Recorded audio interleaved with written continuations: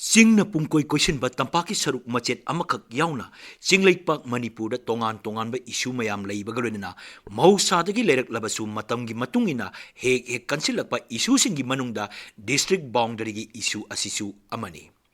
Ningtina ahi asing mayam tanaduna waroi amapurak hogdaba tarabadi issue masa oirambadigi achoba oirakpasu yaribani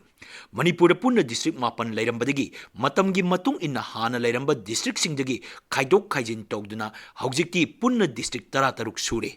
Administration da kudong chanaba district sing khaidok pani haiba wafam lairabasu administration gi oigera atoba mafam singi oigera hana district mapan lairingaida tonganba district oina leihanbiro haina demand tawba mayam amasu yaugdaba natte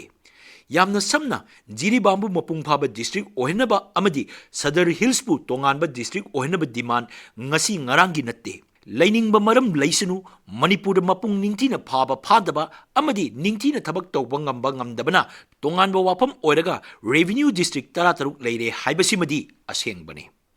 Manipur district mapan lairambadigi tara tarukta hengat ankiba adu haujik lairiba en birena luchingba anisuba tamgi lengak asi leitringagi mamang o ibobina luchingba tam ahungi government loiramdaida ngasidagi sahi taruk lomgi mamangdani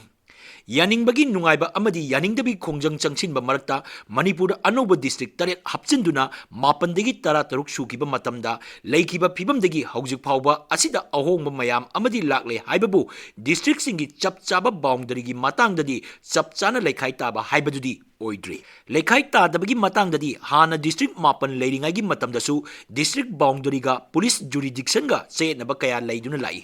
Hena nungaitaba chenaba amana tampaki pikraba saruk asida leiba sing macha sing thapna leikraba singi district singi saruk oiraga police jurisdiction amadi assembly jurisdiction na atopagi oiduna lakpa mayam yawi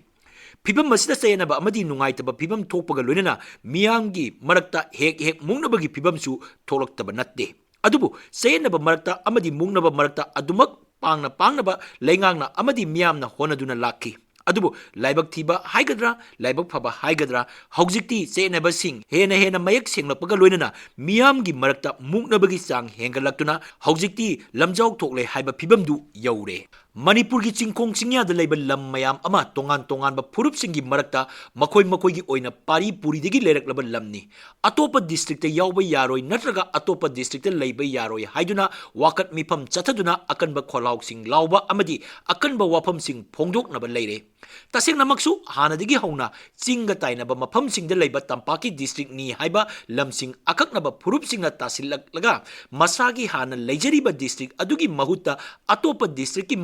signboard na singbada thazilakpagi achoba watok singchu leiribani adunadi hana degisu darkar oduna lakpaga loinana haujingna amukka hena darkar oiraklibadi administration gi kudong chanabu oigera atopa maram singi oigera district singi ngamkai sing chapchana laptop patai Lengak ki maikai digi masigi matang thabak lokhatabadi nate adubu kudong chadaba phibam mayam amadagi tapthaduna adumak leibagum tawri nauna semliba singilam autonomous district council singi mikal pangthoknabaga mari leinana autonomous district council gi ngangkai sing laptop taba yadabana madugi delimitation gi thabak sing kanna chathari ayamba thabak sing di loisilagle haiba power leirabani madudasu kana gumana lanai kudong chaba longnaba honabada chenaba phibam tholle haiba wafam su leiribani miyoibana masagi kudong chaba phangnaba honarakpada apunbagi oina yengba ngamdaba mawong laktaba sunate district council gi assembly semlakpada masagi kudong chanaba yenglakpagi mathakta phurup ki oiba akuba miyeng yengduna district boundary yalakpa matamdasu